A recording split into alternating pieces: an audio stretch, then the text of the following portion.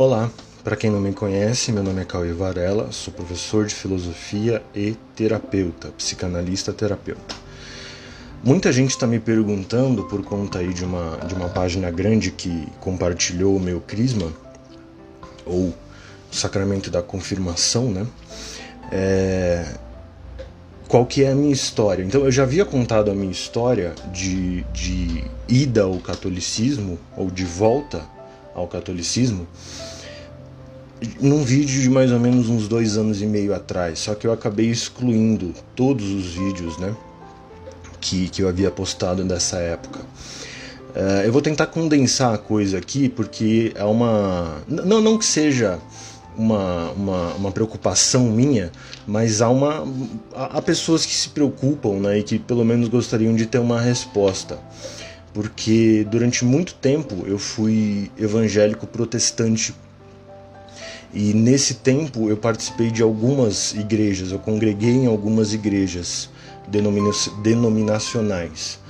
No entanto, apesar de eu ter participado de várias igrejas, a igreja que eu fiquei taxado, né, que infelizmente faz parte, né, são ossos do ofício, digamos assim, foi a Igreja Universal do Reino de Deus. Então, o que acontece? Eu praticamente conheci o Evangelho na Igreja Universal.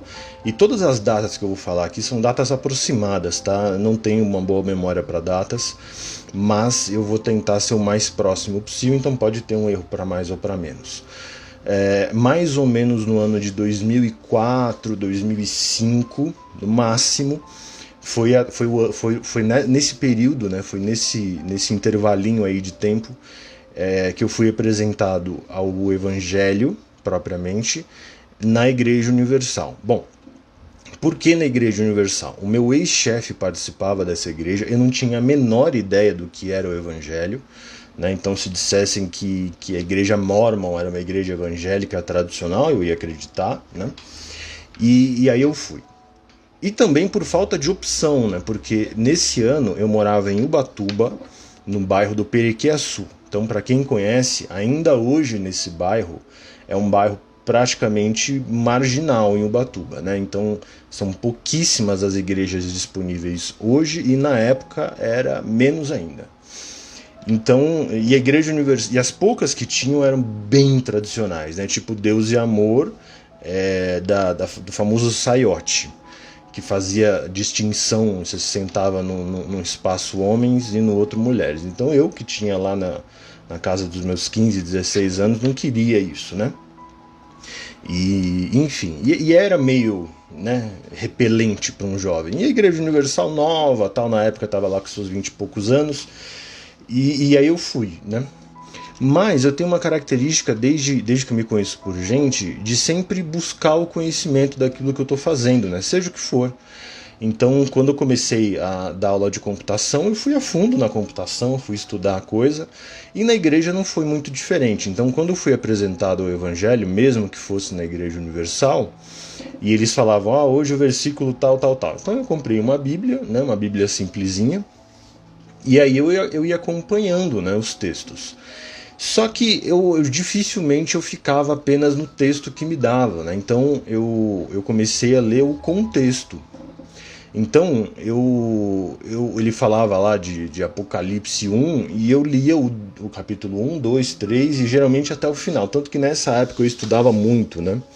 E eu comecei a me interessar pela coisa. Então eu não sou formado em teologia, ok? Mas por conta própria eu praticamente sou, né? Não, tanto que eu não falo que eu sou formado, mas assim, o que eu li de livros de teologia, exegese, hermenêutica, o texto pelo contexto, assim, bíblias de estudo, a Bíblia comentada versículo por versículo, né, principalmente ali do Norman Geisler, que eu tinha alguns assim, tanto do Antigo Testamento como do Novo. Então, assim, eu estudei muito, mas muito mesmo. Não me considero expert em nada, mas eu fui a fundo, eu estudei. Bom, não demorou muito para que alguns problemas começassem a aparecer. Salvo engano, eu entrei na Igreja Universal mais ou menos ali, um pouco depois do começo do ano, de 2004, 2003, se eu não me engano. Por que eu estou falando que foi mais ou menos no começo do ano? Porque na época, eu não sei se esse propósito ainda continua lá, né? Mas na época havia a tal da Fogueira Santa. O que era a Fogueira Santa? Era um sacrifício, entre muitas aspas aqui, ok? Que você fazia, e você fazia um pedido a Deus, e aí num papel, se eu não me engano, e eles pegavam esse pedido, levavam até Israel e queimavam no Monte Sinai, se eu não me engano, um monte qualquer lá, referência bíblica, para que fosse essa fumaça, né, fosse levar os nossos pedidos até Deus. Bom, tudo muito bonito, né? E eles começam a fazer a preparação já com alguma antecedência, principalmente quando eles percebem que há os novatos aí na brincadeira. E aí que os problemas começaram a surgir na minha cabeça. Porque o que eles entendiam, e provavelmente ainda entendem, fazem muitos anos que eu não piso numa igreja universal, mas eu não imagino que tenha mudado, o que eles entendem por sacrifício, eu garanto a vocês que não é o que a Bíblia diz que é o sacrifício, né? Então, para eles, a mola mestra da humanidade e dos pecados, digamos assim, aquilo que move os pecados é o dinheiro. Então, a Universal prega muito desapego ao dinheiro. O que também por si não é algo ruim, porque de fato, né, o próprio Cristo, se eu não me engano, disse numa parábola que a gente não pode servir a dois senhores, né? Sendo um deles o próprio dinheiro. Então, de fato, né, você pregar o desapego das coisas materiais não é o problema. O problema é quando eu comecei a notar, isso adolescente, ok? Isso com os meus entre 15 e 16 anos. Eu comecei a notar com os textos bíblicos que, e comparando com a atitude propriamente da igreja, que eles estavam pregando o desapego ao dinheiro para os seus membros, mas enquanto eles mesmos estavam se apegando ao dinheiro. De que forma? Acusando os membros de forma direta ou indireta de que se você não se desprendesse do dinheiro que você tinha, você era um infiel, você era uma pessoa que estava provavelmente com um demônio no corpo, ou que você era egoísta, etc, etc. Bom, a gente não está falando de ofertas, né? Porque a Fogueira Santa é muito específica, é você dar tudo que você puder. Isso inclui bens, assim, móveis e imóveis, né? Isso inclui salário de meses, né? Isso inclui economias. E aí o negócio começa a ficar um pouco mais complicado, né? A banda começa a tocar num tom diferente. Porque assim, você quer dar tudo que você tem, meu querido, assim, você faça o que você quiser, o dinheiro é seu, né? Mas há uma forçação de barra, né? A gente via ali. Então isso me incomodava muito. Incomodava também o meu ex-patrão Paulo, né? Que infelizmente a gente cortou relações justamente quando eu me converti ao catolicismo, mas na época a gente era leitor voraz da Bíblia e nós dois fomos confrontar, né, o pastor na época. Eu não lembro o nome dele, mas a imagem dele está bem clara para mim. Basicamente a gente foi confrontar a interpretação que eles davam de vida em abundância para o que a gente entendia da Bíblia sobre vida em abundância, que não é necessária ou rigorosamente a vida financeira ou a abundância material, né? Porque é muito curioso, se você vê as propagandas da Igreja Universal, dificilmente você vai encontrar uma pessoa falando: eu vim para o Universal e hoje eu sou feliz. Cristo preenche a minha vida. Não, o que você vai ver no Universal são as pessoas dizendo: eu era pobre antes da Universal e agora eu sou rico, né? Eu tinha uma empresa falida quando eu entrei no Universal, agora eu tenho 10 empresas prósperas, né? E aí fica um pouco complicado, né? Porque você condicionar a sua felicidade aos bens materiais, porque no final das contas é isso que eles prometem. Eles prometem que se você se desapegar dos bens materiais, você vai ficar rico. Meu amigo, então, no final das contas você está pregando assim, você vai dar tudo que você tem, né? E eu lembro que a passagem mais usada por eles era a passagem da velhinha, né? Então tinha lá um monte de gente dando dízimo e tal, e aí vem uma velhinha e dá lá uma moedinha, e Jesus fala, ó, tá vendo aquela velhinha ali? Ela deu mais que todo mundo aqui. Por quê? Porque ela deu tudo o que tinha. E eles falavam, tá vendo? Não interessa a quantidade, interessa se é tudo que você tem. Então se você tem 10 mil no banco e é tudo que você tem, faça como aquela velhinha, né? Dê os 10 mil. Se você tem R$1, dê R$1, né? Mas na época, se eu não me engano, a Fogueira Santa tinha um mínimo, acho que era de R$500, se eu não me engano. Mas eu posso estar errado. Bom, na ingenuidade e na boa vontade, nós fomos conversar com um pastor, que a gente sabia que ele ficava lá 24 horas por dia. E ele não levou a história... Ele ficou bravo, né?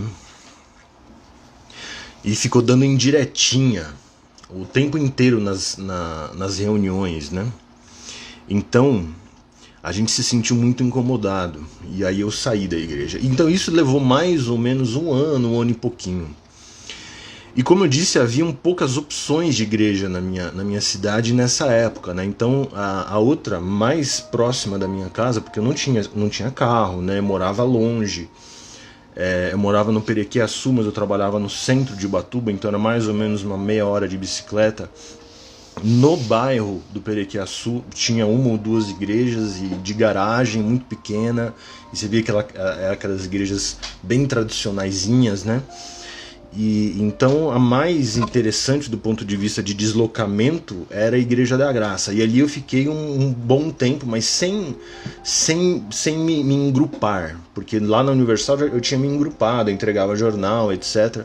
Fui batizado lá, né? Num dia assim que me deu 5 minutos, eu fui lá, me batizei, voltei para casa todo molhado. E enfim, mas aí eu fiquei mais ou menos uns 2 anos na Graça.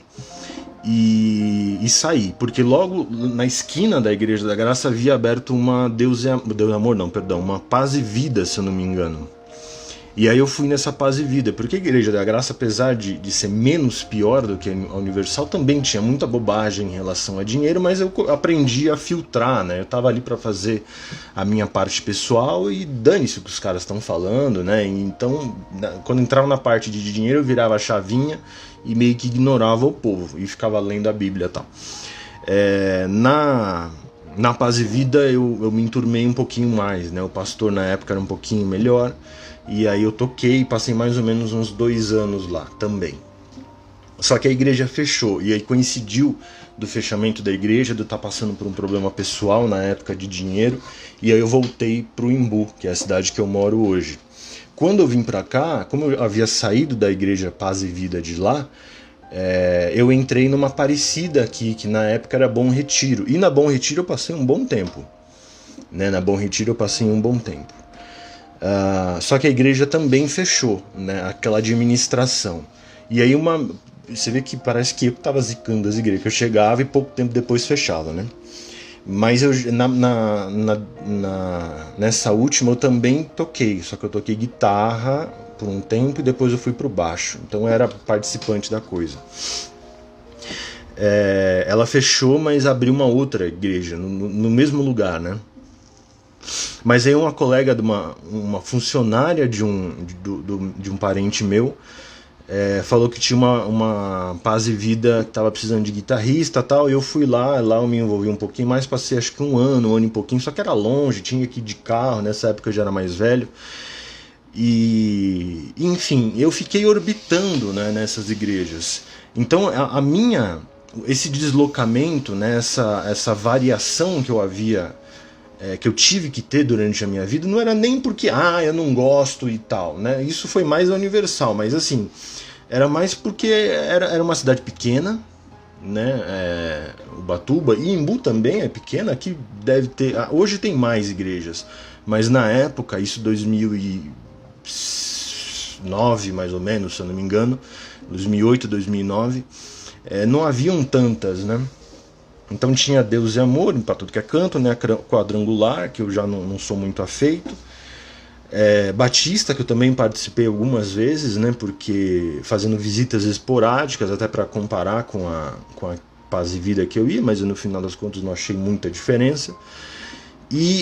Então essa variação era muito mais por conta das igrejas que fechavam, né? Ou porque eram muito longe de casa e ficava inviável de eu ir, do que propriamente eu não me conformar com a igreja, né? Bom,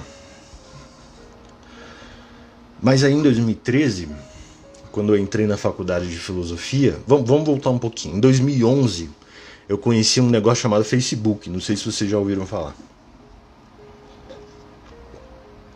E quem me apresentou o Facebook falou, olha, tem umas páginas anticristãs aí que estão fazendo um relativo sucesso, né? Então ele me apresentou a Teia e eu era uma pessoa que costumava evangelizar bastante, só que fora das redes, né? Na própria Universal eu fiz várias evangelizações, né? E um dos motivos também do pastor ficar meio bravo comigo é porque se eu pegasse alguém que estava, entre aspas, desviado de alguma igreja, eu sempre falava, volta para a igreja que você estava. Isso aconteceu inclusive com católicos na época. Eu sou católica, mas faz tempo que eu não vou na missa e tal. E eu falava assim, volta, mas volta clamando a Deus para que ele volta para o lugar que você estava, mas clame a Deus que ele te guie para algum lugar, né? Então se ele quiser que a senhora continue lá, continue. Se ele te guiar para outro lugar, vá para outro lugar. E alguém ouviu isso. Eu falava de todas as denominações, né? Claro que a gente encontrava também pessoas que iam na Universal e não vão mais, tal. Eu falava para voltar para a Universal, mas quando chegou no ouvido do pastor que eu dizia isso, ele me chamou de canto, assim, na rua mesmo, né? Eu lembro que estava num bairro bem escuro, porque nesse ponto a Igreja Universal está de parabéns, porque ia evangelizar em tudo que é canto mesmo, não tinha frescura. Apesar que levar um evangelho deturpado também é meio embaçado, né? Mas enfim. E aí ele falou, então, Cauê, você precisa falar para eles irem para a Universal, né? Aí eu falei, tá bom, mas aquilo me incomodou, né? Porque no meu coração estava muito claro, assim, que a pessoa tinha que voltar para Deus, e onde Deus guiasse essa pessoa, amém, né? Então ali eu vi um pouco de interesse. E ali o pastor já ficou meio torto comigo, dando indiretinhas. Ele era bem covarde nesse ponto. Ele falava comigo algumas coisas, mas a maioria das coisas que ele pensava, provavelmente em casa, na intimidade dele, ele gravava um textinho pronto e quando ia nas reuniões da igreja, nas reuniões de membro, eu não era membro da igreja ativo nos bastidores, mas eu entregava jornalzinho, né? Aí ele dava as indiretinhas, aí tipo, é meio desconfortável, né? Enfim. Então, a partir de 2011, eu criei um perfil no Facebook com a intenção de evangelizar, e eu era já evangélico. Nessa época eu estava meio que num hiato, eu não lembro qual igreja eu estava, mas eu era evangélico. E aí comecei nos debates na Ateia, nas páginas antirreligiosas, né, anticristãs.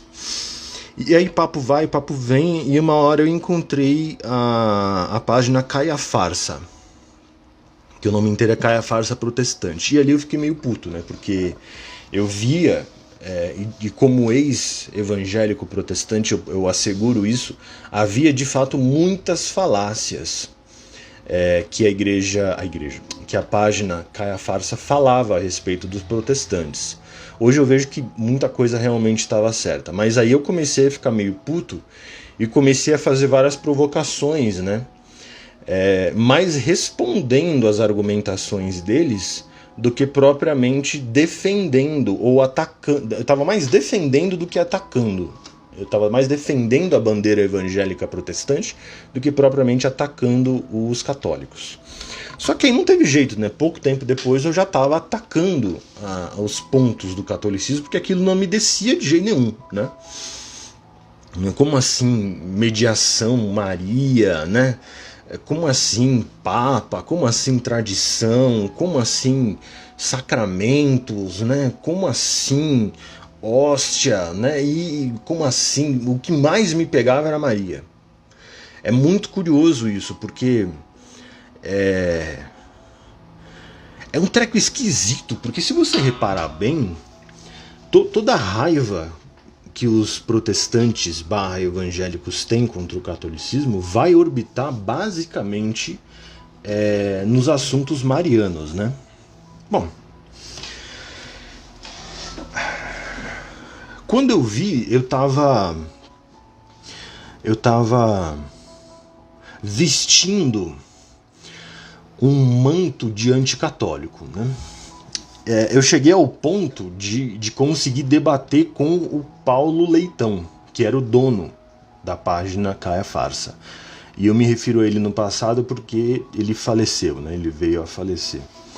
E ainda mesmo depois de católico, né, agora já conhecendo mais profundamente os dogmas e tal, ainda tenho as minhas críticas ao Caia Farsa, principalmente pela vertente esquerdista do Paulo Leitão, né? Mas que Deus o tenha em misericórdia. Eu não estou aqui julgando ele, mas eu não retiro algumas coisas do que eu disse para ele, mesmo enquanto protestante, eu não retiro nesse ponto. Mas nos ataques que eu fiz ao catolicismo, é óbvio que eu retiro, né? Mas então, eu fiquei relativamente conhecido nesse meio. Eu não sabia disso, ok? Para mim eu era só mais um otário ali no meio de outros otários debatendo com otários, né? Mas bom, o nego printava, né, as minhas respostas e colocava numa página tal, e aí umas páginas maiores começaram a me chamar, não sei o quê. E alguma relevância eu fui ter, mas eu só fui descobrir essa relevância bem posteriormente a isso, né? Bom, então eu tive que bancar, né, esse manto anticatólico por um tempo. Mas alguém havia dito para mim uma vez, havia perguntado para mim uma vez se eu havia lido o Catecismo. Porque ele falou assim, olha, você tem lá suas críticas contra o catolicismo, mas você já leu o Catecismo Católico? E eu falei, não li, né? E ele falou, então, até para que você tenha uma base melhor para debater com os católicos, nada mais justo, né, do que você ir até a fonte primária, né? E eu falei, tá bom. Isso já era 2014, 2015. E eu já havia tido contato com alguns autores católicos por conta da minha faculdade de filosofia que eu iniciei em 2013. 2014 eu não tive nenhum conteúdo de filosofia, porque eu já entrei direto no meu núcleo pedagógico, que é 6 meses, 1 ano, alguma coisa assim. E a partir de 2014 em diante foi que eu entrei propriamente nos assuntos filosóficos da minha disciplina. E eu conheci, né? Não lembro se diretamente, ou se já tinha ouvido falar, Santo Agostinho e São Tomás, principalmente, que são os maiores expoentes católicos da filosofia, pelo menos na universidade é o que você mais escuta, né? Há outros, é claro, né, tão bons quanto, mas de fato eles são os maiores e de fato são os mais conhecidos fora desse nicho religioso, né? Eles ultrapassaram, né, esse nicho religioso, então eles são ensinados nas universidades, geralmente. Em São Tomás é mais fácil de você fazer a divisão do que é filosófico e do que é teológico, né? Porque o próprio autor já fez isso, mas em Santo Agostinho não. Então eu sabia muito bem que se eu pegasse a Suma Teológica dos 5 pilares lá, né, as 5 estruturas, argumentos contra a existência de Deus, em diante era praticamente tudo filosófico, né? Um pouquinho antes ali você tinha uma parte um pouco mais religiosa católica, mas nem tanto. E eu sabia também que a Suma contra os gentios já era uma parte mais religiosa católica, então, né?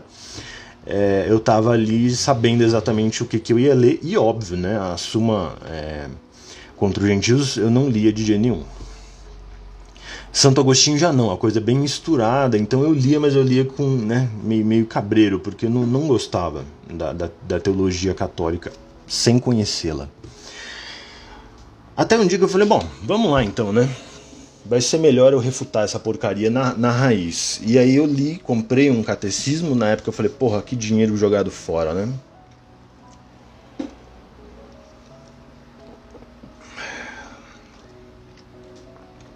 foi amor à primeira vista.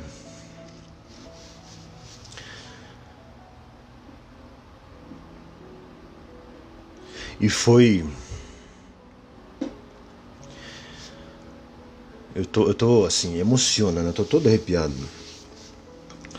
Foi muito esquisito esse primeiro contato. Porque o catecismo já abre, né, com uma parte muito mais filosófica do que religiosa, né? Falando ali dos filósofos, da criação do homem, etc. E eu lembro que eu olhei para aquilo e falei, nossa, não é tão ruim, né? E aí,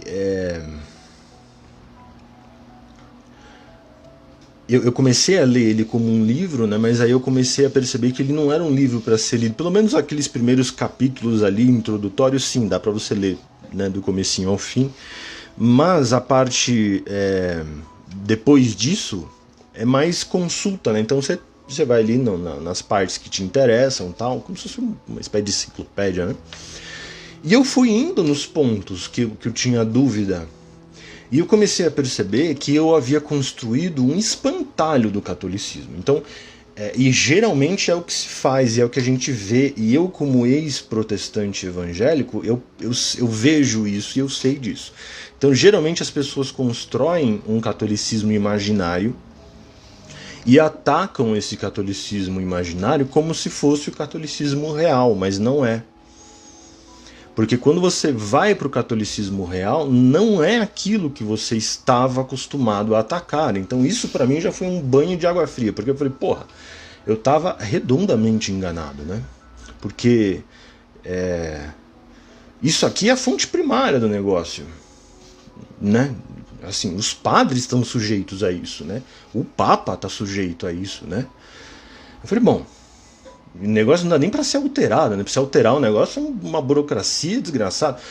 Eu falei, gente, tá bom demais para ser verdade. E comecei, aí eu parei com tudo, né? Saí de todas as páginas que eu administrava, as anticatólicas, e comecei a ler o negócio. Até uma hora que em 2017 eu virei... Eu cheguei para mim mesmo e falei, meu amigo, você é católico, só não descobriu ainda, né? Mas era um processo que estava no começo, apesar de eu ter um conhecimento teórico, pelo menos das minhas dúvidas principais, razoável, eu decidi então entrar nesse barco, né? Mas, assim, eu decidi entrar no barco, mas o barco ainda precisava ser construído, né? Então, assim, eu tinha lá um parafuso e uma madeira. E eu falei, bom, eu vou construir o barco e vou. E eu escrevi lá no Facebook um dia, a partir de hoje vocês podem me chamar de católico, né? E eu não lembro o que eu estava fazendo exatamente. Eu sei que eu estava dando aula, isso foi em 2017. Se não me engano eu escrevi isso à tarde, no intervalo das minhas aulas, que eu dava aula de manhã e à noite. E aí eu fui para a escola à noite. E eu sempre desligo notificações de celular e tal. Quando eu cheguei da escola, umas 11 horas, 11h30 da noite, em casa, e abri o meu Facebook, o negócio estava surreal, assim, haviam páginas imensas comentando o meu caso, né? Eu lembro até hoje o padre Augusto Bezerra, que eu vi lá no Facebook dele, ele entrevistou o Papa Francisco assim, né? Quando o Papa veio ao Brasil. E ele escreveu um artigo sobre a minha conversão. Porque somado a a partir de hoje podem me chamar de católico, eu escrevi uma breve história da minha conversão, né? Mais ou menos o que eu estou dizendo aqui, só que em 2017. E ali eu percebi, porque sites muito grandes, vinculados a páginas de Facebook muito grandes, de um lado e de outro estavam comentando o meu caso. Então os protestantes estavam dizendo, olha, ele era muito inteligente, mas agora ele é burro. E os católicos, né, alguns estavam dizendo, ele era muito burro e agora é inteligente, né? Algumas ofensas a mim foram assim, beirando o criminoso realmente, né? E automaticamente a primeira coisa que eles tentaram fazer foi me desvincular do protestantismo. Então, ele era da Igreja Universal. Mas é muito curioso, porque quando eu atacava o catolicismo, isso não era um problema. Quando eu debatia com ateus, e eu debatia para humilhar os ateus, em modéstia à parte, eu humilhava os ateus. Eu nunca tive um debate que eu saí humilhado, pelo menos, assim, sinceramente, tá? Talvez a pessoa pode ter achado que me humilhou, tal, mas eu realmente só entrava num debate quando eu sabia que eu ia ganhar. Eu era idiota, eu não faço mais isso. Hoje eu só entro num debate se eu souber que eu vou trazer aquela alma para Cristo, né?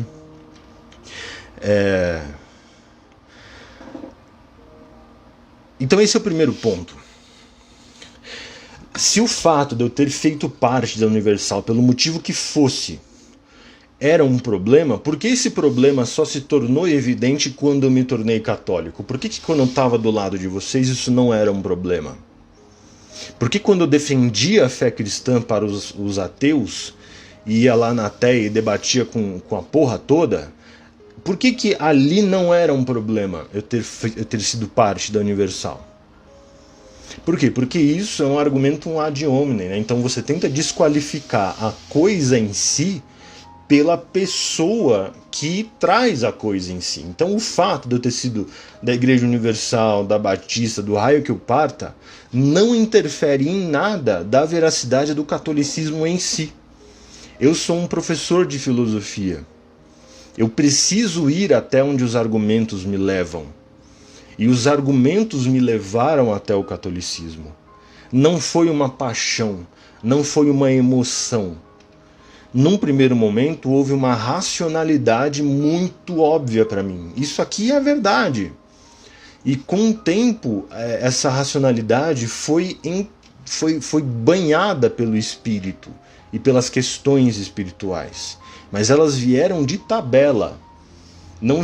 A minha ida ao catolicismo não foi emotiva, não foi motivada por fortes emoções. Foi um processo longo e demorado e principalmente doloroso, porque eram muitas pessoas que me tinham em alta estima e que simplesmente me abandonaram. Inclusive não só amigos virtuais, amigos pessoais. Como eu disse, o meu ex-patrão Paulo, que foi lá peitar a Universal junto comigo, ele infelizmente foi um boçal quando eu anunciei minha conversão. Ele veio até mim me ofendendo e eu falando várias vezes: Paulo, para com isso. Você é muito mais velho que eu e está agindo como se fosse uma criança. Eu lembro que eu falei várias vezes: para com isso, vamos ignorar isso. Eu te respeito pela sua fé e só peço mesmo, né, em relação a mim. E ele não parou, ele continuou ali sendo chato, sabe? Até a hora que eu falei: amigo, desculpa, eu não posso ter mais você como um amigo se você vai me tratar desse jeito. Isso porque na época eu era bocudo, tá? Mas eu percebi ali que havia um ranço, sabe? Um ódio, uma coisa meio esquisita mesmo, né?